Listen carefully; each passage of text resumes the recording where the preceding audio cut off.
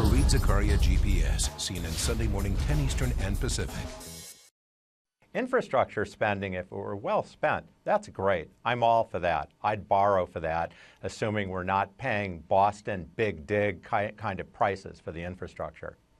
But even if you were, wouldn't John Maynard Keynes say that if you could employ people to dig a ditch and then fill it up again, that's fine. They're being productively employed. They pay taxes. So maybe Boston's big dig was just fine after all.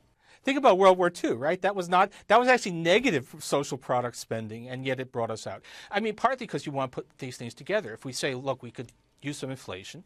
Ken and I are both saying that, which is, of course, anathema to a lot of people in Washington, but is in fact what the basic logic says.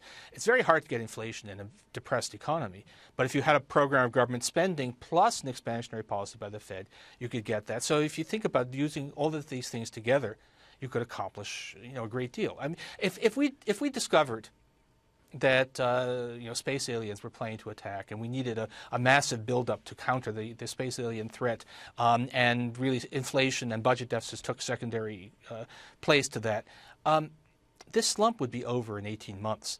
And then if we discovered, whoops, we made a mistake, there aren't actually any space aliens. So we need Orson Welles, is what you're saying. No, there was a Twilight Zone episode like this in which scientists fake the alien threat in order to achieve world peace. Well, this time we don't need it. We need it in order to get some fiscal stimulus.